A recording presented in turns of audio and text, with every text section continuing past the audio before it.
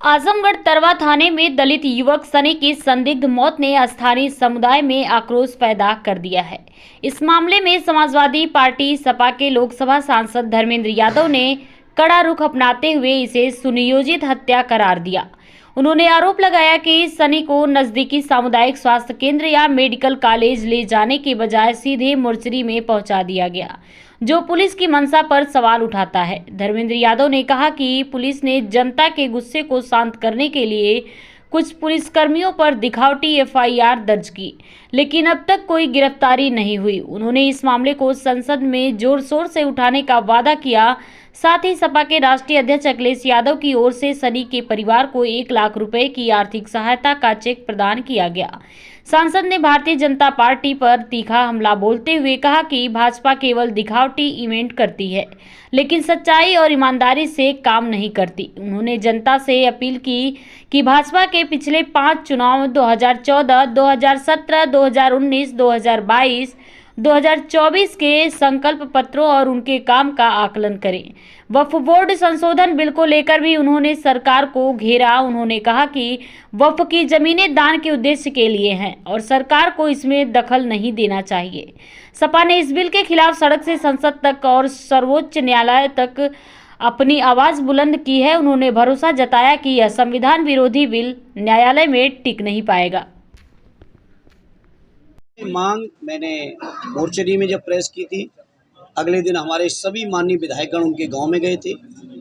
माननीय राष्ट्रीय अध्यक्ष जी से भी बात हुई थी और उसके बाद संसद में भी इस बात को हमने उठाया था कि उस सनी के परिवार को कम से कम 1 करोड़ रुपए का मुआवजा और उनके परिवार को एक व्यक्ति को सरकारी नौकरी मिलनी चाहिए। एक बहन है, वो विकलांग है। एक बहन है, पिता कह रहे थे अब मेरी उम्र ऐसी हो रही कि हम कुछ करने की मेहनत करने की शारीरिक मेहनत के लायक नहीं रहे। अब सोचो उस परिवार की हालत क्या है। अच्छा सर, पुलिस वाले के ऊपर एफआईआर तो दर्ज हुआ, लेकिन पुलिस वाले अभी जेल में नहीं गए, इसको लेके आप किस तरह से? ये केवल एक दिखावटी एफआईआर है। उस समय में जो लोगों के दिलों में आक्रोश था उसको शांत करने के लिए दिखावटी एफआईआर की गई है, अन्यथा ऐसा संभव था कि पुलिस गिरफ्तार नहीं कर सकती। सर, उप मुख्यमंत्री केशव प्रसाद मौर्य एक मामले में आए थे और पीड़ित परिवार को 25 लाख देने का बात कहे, उस परिवार को न्याय भी नहीं मिला, ना कि 25 लाख रुपए। ऐसे में अनुसूचित जाति के राष्ट्रीय अध्यक्ष आए यहाँ पे और उस परिवार से मिले। क्या लगता है उस परिवार को न्याय सरकार दे पाएगी? आप लोग कहाँ तक उस परिवार के साथ? सरकार की नीयत न्याय देने की नहीं है। अगर न्याय देने की होती तो अन्याय ही ना होता, तो सनी की जान नहीं जाती। 15 तारीख को राष्ट्रीय अध्यक्ष अखिलेश यादव आ रहे हैं, क्या कार्यक्रम है और कितने घंटे तक जिले में रहेंगे? राष्ट्रीय अध्यक्ष जी मगरामा में पहुंच रहे हैं सबसे पहले, और मैं समझता हूं लगभग 5 से 6 घंटे वो आजमगढ़ में रहेंगे मौजूद। क्या सनी के परिवार से मिलेंगे? बिल्कुल, सनी के परिवार से तो लगातार संपर्क में हैं ही हम लोग। वो तो एक अलग बात है, राष्ट्रीय अध्यक्ष जी आ रहे हैं और मैं समझता हूँ बहुत और भी कई कार्यक्रम बनेंगे। आज ही कार्यक्रम उनका आया है, अभी रूपरेखा बनाएंगे उसकी।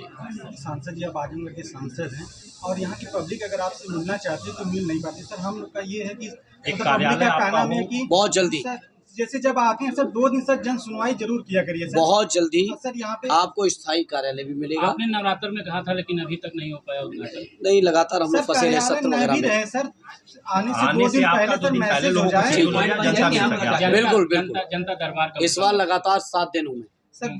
जनता दरबार नहीं मिल पाता। अरे दरबार तो अलग कहने वाली बात होती है, दिन भर लोग मिलते हैं। सर वेदांता हॉस्पिटल में सर एक्सीडेंट होने से एक बच्चे का मतलब मौत हो गया सर, नॉर्मल एक्सीडेंट होने से। प्राइवेट अस्पतालों में इस तरीके का सर बहुत लूट मची हुई है सर। अब मैं उस घटना के बारे में जानकारी नहीं, इसलिए मैं कुछ नहीं कहूँगा। संदीप यादव नाम का, लेकिन इतना जरूर है कि सरकार के, मैंने सदन में कहा, आप चेक करिएगा गूगल पे, मैंने सदन में कहा कि जो सरकारी जो इलाज करने की स्थान है वो खुद में बीमार हैं। संसद की स्वास्थ्य मंत्रालय की स्थायी समिति ने कहा एम्स में डॉक्टरों की कमी है, आजमगढ़ में कमी है, लखनऊ से लेके सैफई से लेके जितने मेडिकल कॉलेज कहीं चले जाइए हर जगह स्टाफ की कमी है, डॉक्टर्स की कमी है, सुविधाओं की कमी है, और जितना ये संविदा कर्मचारी हैं इनको तो तनख्वाहें भी नहीं मिल पा रही हैं। तो व्यवस्था बहुत खराब है। इसलिए आपके माध्यम से प्रदेश के जनमानस से कहूँगा, इस सरकार को बदलिए, सारी व्यवस्थाएं ठीक होंगी। आयुष्मान कार्ड को सर कितने अंक देंगे आप अगर सरकार की बात? जब वो सुचारू चल ही नहीं पा रहा तो काहे के अंक?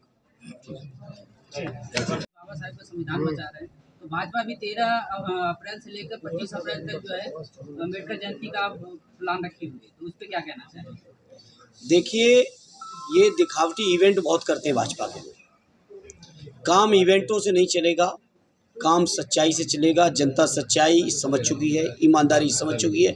भाजपा के लोगों ने 14, 17, 19, 22, 24 इन 5 चुनावों के उनके मैनिफेस्टो या संकल्प पत्र पढ़ लीजिए। उसके बाद जो किया है उसका आकलन कर लीजिए। उसके बाद भाजपा की किसी कही हुई बात का भरोसा करिए, इससे पहले नहीं। वक्फ बोर्ड की जमीन जो 9000 हेक्टेयर भूमि आ रही है उस पर, सॉरी क्या बोले? वक्फ बोर्ड की जो निर्णय आया है वह जमीनें जो है उस पर आप लोग सरकार से या कुछ अपनी बात यह रखेंगे कि यह जमीनें जो आ रही हैं इस पर राष्ट्रीय स्मारक बनाया जाए, बचीनी किसी कार्य किया जाए? देखिए, हम लोग चाहेंगे वक्फ बोर्ड की ज़मीनें जिस उद्देश्य के लिए वक्फ की गई, दान की गई, डोनेट की गई, उस काम में इस्तेमाल होनी चाहिए। सरकार को इस दखलंदाजी नहीं करनी चाहिए थी और इस बात को हम लोगों ने सड़क पर भी जम के कहा, संसद में भी बिल के इंट्रोडक्शन से लेके जेपीसी के बाद जब दोबारा पास होने आया उस समय तक लगातार हम लोगों ने, समाजवादियों ने अपनी बात को रखा और सरकार ने, चूँकि संख्या का बल उन पे ज़रूर है, लेकिन जिनकी बैसाखियों पे हैं उन प्रांतों की जनता जिन्होंने वक्फ का विरोध किया, इस बिल का समर्थन किया है अमेंडमेंट का, उनको सबक सिखाएंगे। चाहे वो बिहार हो, चाहे वो आंध्र प्रदेश हो, चाहे वो उत्तर प्रदेश का भी एक आध छोटा सा इलाका हो। भविष्य में आप लोग सत्ता में आते हैं तो क्या इस कानून को पुराने जैसा अभी किया तो जाएगा? अभी तो भविष्य की बात छोड़िए, अभी हम लोग माननीय सर्वोच्च न्यायालय में गए हैं और हमें उम्मीद है जिस तरह का संविधान विरोधी ये बिल है, अमेंडमेंट है जो लाए हैं, निश्चित तौर पर माननीय न्यायालय में ये स्टैंड नहीं करेगा। न्यायालय निश्चित तौर पर खारिज करेगा इस बिल को, ये उम्मीद है समाजवादियों को। गृहमंत्री साहब ने कहा था कि इस बोर्ड में कोई भी गैर मुस्लिम सदस्य नहीं होगा, जबकि बिल में साफ तौर पे लिखा है कि दो सदस्य इसमें शामिल। अब इसका जवाब गृह मंत्री से पूछिए। जो बिल में कहा, जो संसद में कहा, दोनों में कितना फर्क है वो सामने देखिए। इसलिए भारतीय जनता पार्टी के बारे में आज से नहीं, श्रद्धेय नेताजी ने हमेशा कहा, इनके कई मुंह हैं, ये अलग अलग मुंह का अलग अलग समय पे इस्तेमाल करते हैं, अलग अलग भाषा बोलते हैं समय के हिसाब से, लेकिन इनकी नीयत मुसलमान भाइयों की ज़मीन छीनने की है, दलित पिछड़ों का आरक्षण छीनने की है। नीयत तो अब देश और प्रदेश की जनता समझ चुकी है।